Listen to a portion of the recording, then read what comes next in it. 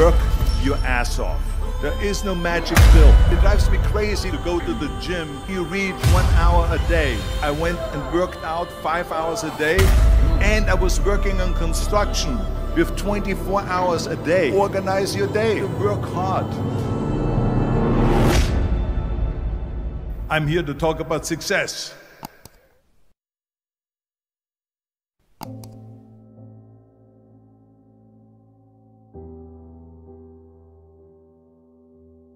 I went to college. I went and worked out 5 hours a day, and I was working on construction because in those days in bodybuilding there was no money. I didn't have the money for food supplements or anything, so I had to go to work. So I worked on construction. I went to college. I worked out in the gym, and at night from 8 o'clock at night to 12 midnight I went to acting class 4 times a week. So I did all of that. There was not one single minute that I wasted. And this is why I'm standing here today.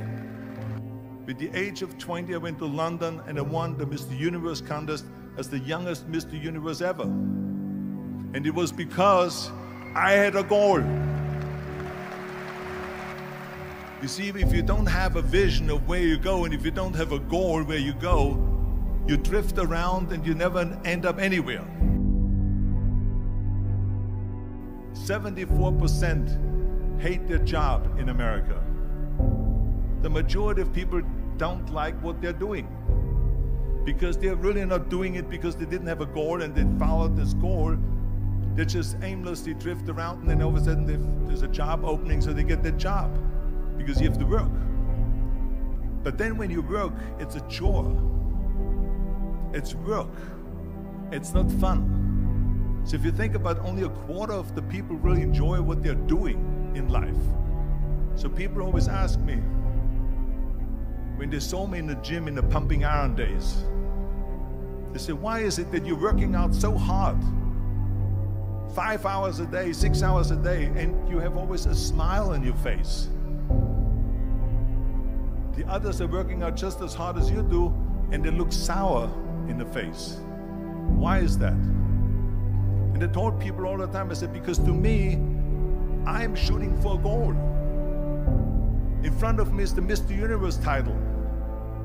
So every rep that I do gets me closer to accomplishing that goal, to make this goal, this vision, turn into reality. Every single set that I do, every repetition, every weight that I lift will get me a step closer to turn this goal into reality. So I couldn't wait to do another 500-pound squat. I couldn't wait to do another 500-pound bench press. I couldn't wait to do another 2,000 reps of sit-ups. I couldn't wait for the next exercise. So let me tell you something, visualizing your goal and going after it makes it fun. You got to have a purpose no matter what you do in life. You got to have a purpose. And Muhammad Ali worked his butt off, and I saw it firsthand. And I remember that there was a sports writer that was there in the gym when he was working out and he was doing sit-ups. And they asked him, how many sit-ups do you do? And he said, I don't start counting until it hurts. Now think about that. He doesn't start counting his sit-ups until he feels pain. That's when he starts counting. That is working hard. And so you can't get around the hard work. It doesn't matter who it is. Work your ass off. There is no magic pill. There is no magic out there. You cannot get around. You have to work and work and work. Make sure of this and make sure of that and all that stuff. So it's work. And it drives me crazy when people say that they don't have enough time to go to the gym for 45 minutes a day and work out, or to do something for 45 minutes to an hour a day to improve, if it is physically improve or if it is mentally to improve. Imagine you read 1 hour a day about history. How much you will learn after 365 hours in 1 year.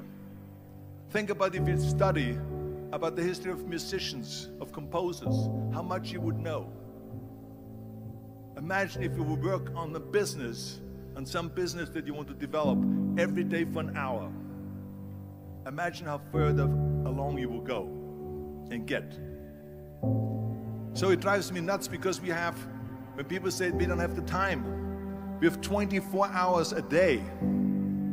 We sleep 6 hours a day, so that gives you still 18 hours.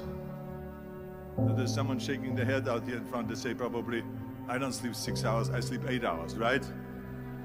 Or just sleep faster. So we have 18 hours a day. The average person works around 8 to 10 hours.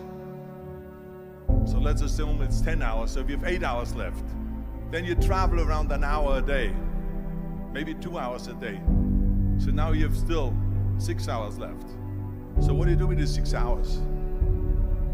What do you do with these 6 hours? Then we eat a little bit, then we schmooze a little bit, talk a little bit to people and all that stuff. But you can see how much time there is available if you organize your day. So you got to work hard. I hate plan B.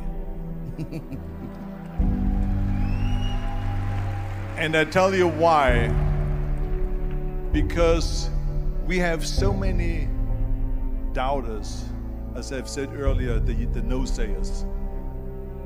We have so many of those people that say no and you can't do it, that's impossible. That is okay because we just turn off, as I said earlier, and we listen and we hear the no being a yes. You can't do it, you can do it, and all of that. So that is possible to do that amongst all the negative people around you. But when you start doubting yourself, that's very dangerous. Because now what you're basically saying is that if my plan doesn't work, I have a fallback plan, I have a plan B. And that means that you start thinking about plan B, and every thought that you put into plan B, you're taking away now that thought and that energy from plan A.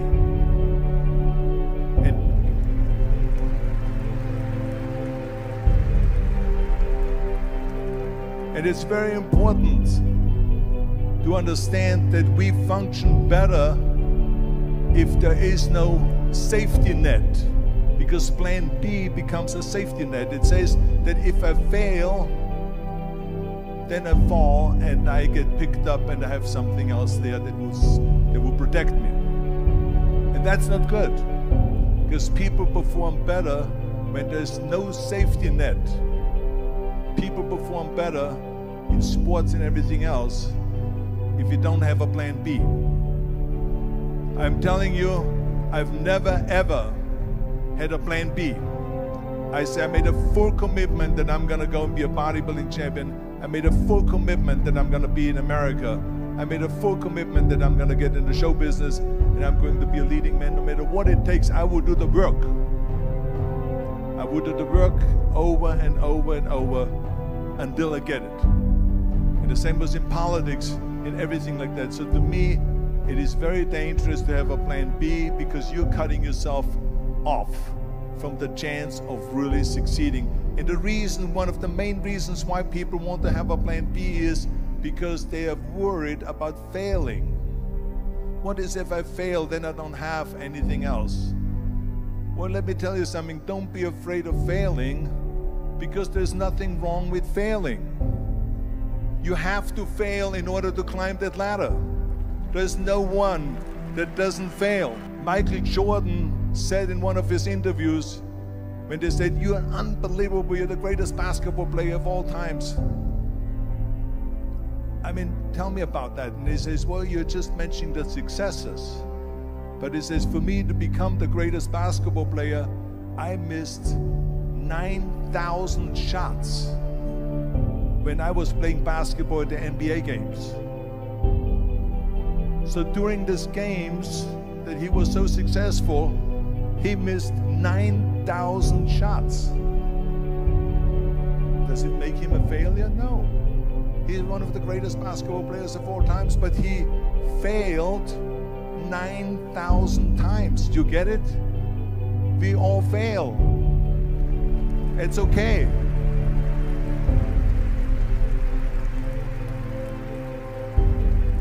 What is not okay is that when you fail, you stay down.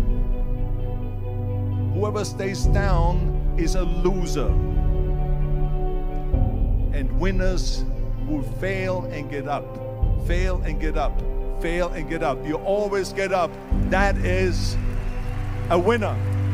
That is a winner. I failed in bodybuilding. I lost bodybuilding competitions. I lost powerlifting competitions. I lost weightlifting competitions. I had movies that went in the toilet and that were terrible and got the worst reviews. And in politics, I remember I had many of the initiatives on the ballot, and we lost. My approval rating in California went down to 28%, and then it went back up again, and I won again the governorship. Hey, we all lose. We all have losses. This is okay, and this is why I say don't be worried about losing, because when you're afraid of losing, then you get frozen. You get stiff, you're not relaxed.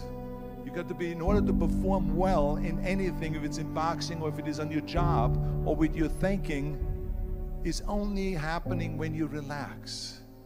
So relax. It's okay to fail. Let's just go all out and give it everything that you got. That's what it is all about. So don't be afraid to fail.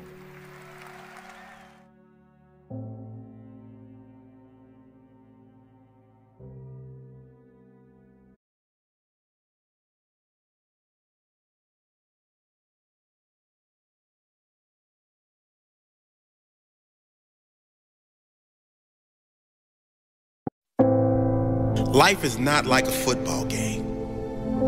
Life is not like a basketball game. Failure. There's only your choice to quit or keep going. If you keep going, you haven't failed. It's just a prolonged victory. A better story. Most people quit. That's why they call it failure.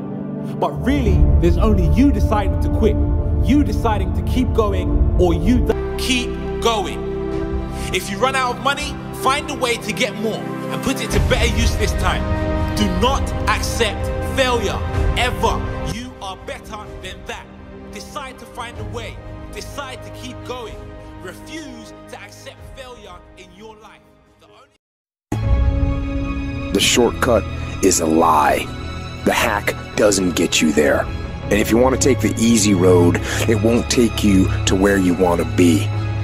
To reach goals and overcome obstacles and be the best version of you possible will not happen by itself. It will not happen cutting corners, taking shortcuts, or looking for the easy way. There is no easy way. There is only hard work, late nights, early mornings, practice, rehearsal, repetition, study, sweat, blood, toil, frustration, and discipline. Discipline, the root of all good qualities, the driver of daily execution. Discipline defeats the infinite excuses that say, not today, not now, I need a rest, I'll do it tomorrow. There is only one way, the way of discipline.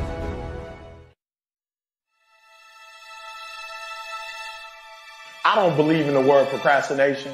Like, I don't really believe in that word. I told a young lady in Australia who told me she was a procrastinator. I said, look, if I told you to meet me here tomorrow at 5 a.m. and I'm going to give you $3 million, where would you be? She said, I'm going to be right there at 4:59, ready to get that $3 million. And I said, so then there's no such thing as procrastination. What it is it's not important to you. Right? It's not meaningful to you. It's not something that's urgent to you. And when something is not urgent, you put it off. So yep, you're in school, yes. You probably are getting grades, etc. But if it's not meaningful to you, if it's not important to you, then you're not going to make it a priority. So what you have to do is find out, how can you make it meaningful? How can you make it purposeful? How can you make it stick? And when you can find that out, I promise you, you'll get up early, you'll get there first, and you'll do whatever it takes to make that goal a reality. So for me, no such thing as Procrastination is a such thing as it's not a priority to you. You said that you were going to graduate this year. You were going to finish college this year. You said you were going to run a marathon, right? This is what you said out of your mouth. All I'm doing is I'm saying, listen to me, I'm not telling you what to do. I'm not telling you should do this, you should do that, you should do this. I didn't tell you all year what you should do. But what I did tell you is don't talk about it, be about it.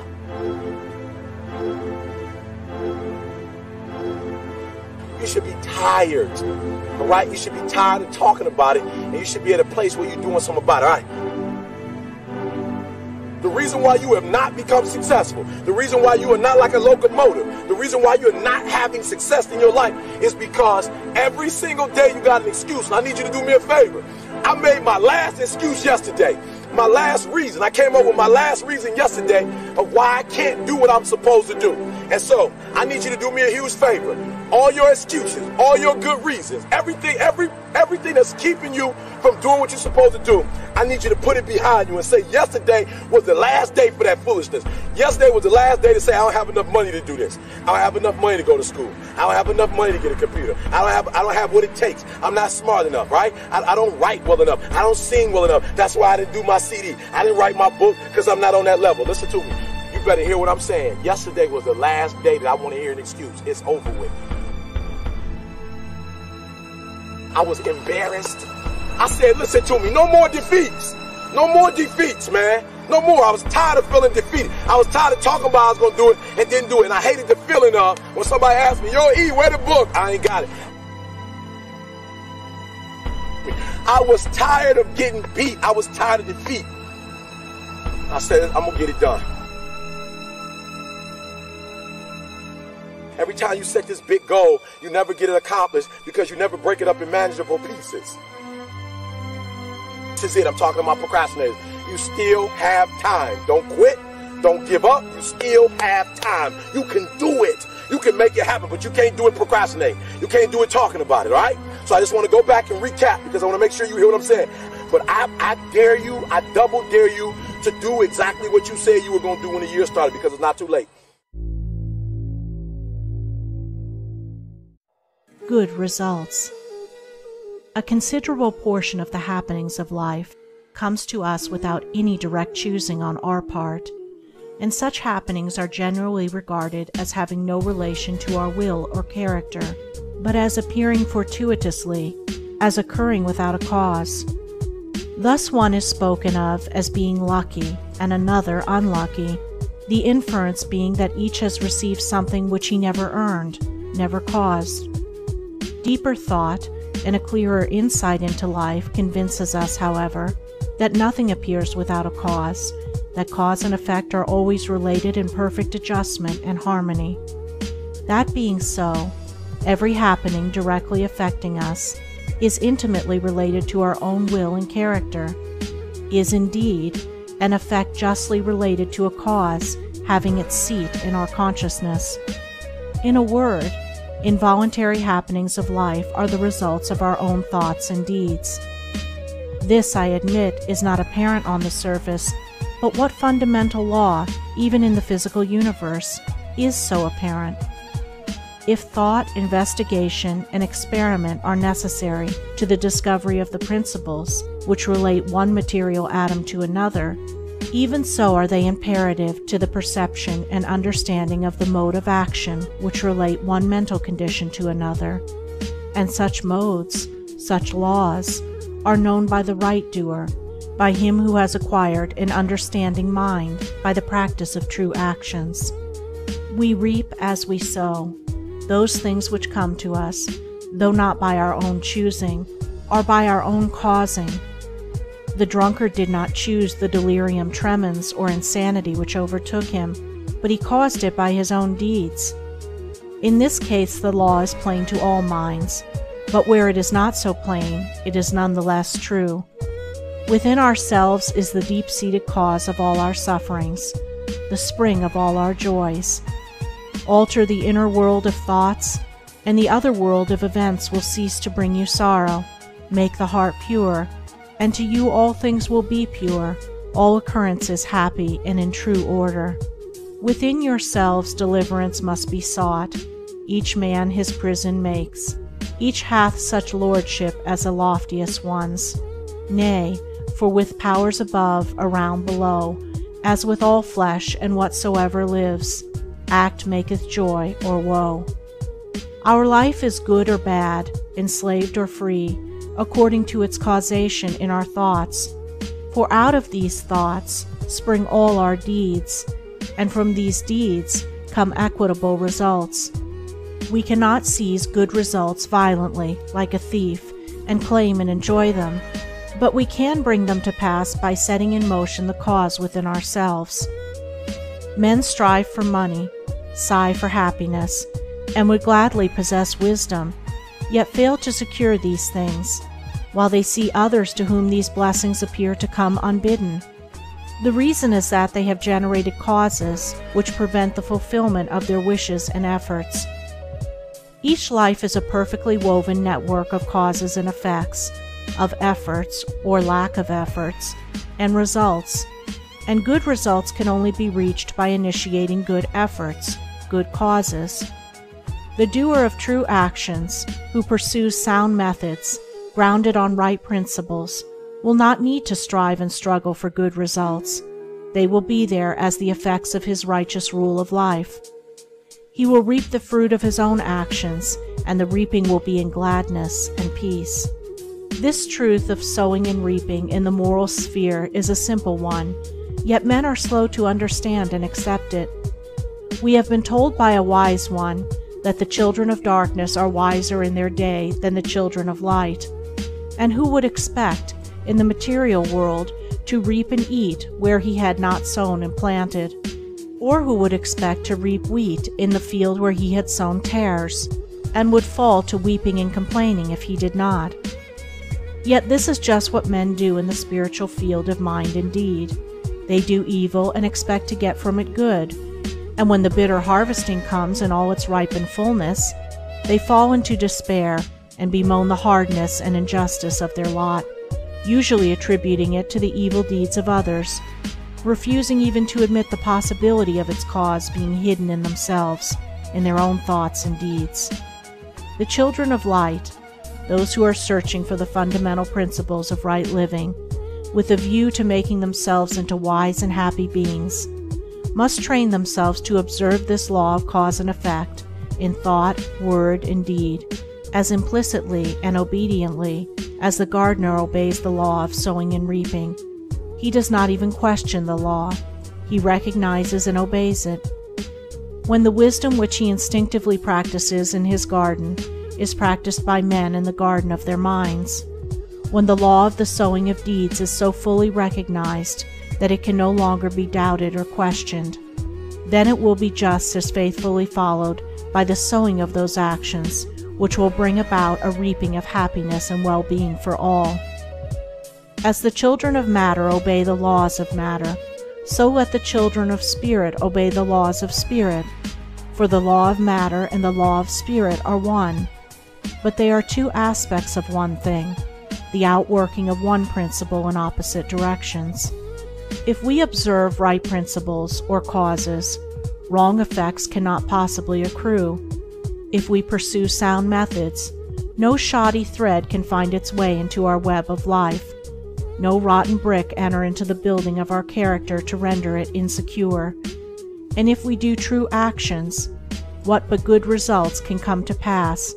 For to say that good causes can produce bad effects is to say that nettles can be reaped from a sowing of corn. He who orders his life along the moral lines thus briefly enunciated will attain to such a state of insight and equilibrium as to render him permanently happy and perennially glad. All his efforts will be seasonally planted. All the issues of his life will be good. And though he may not become a millionaire, as indeed he will have no desire to become such, he will acquire the gift of peace, and true success will wait upon him as its commanding master.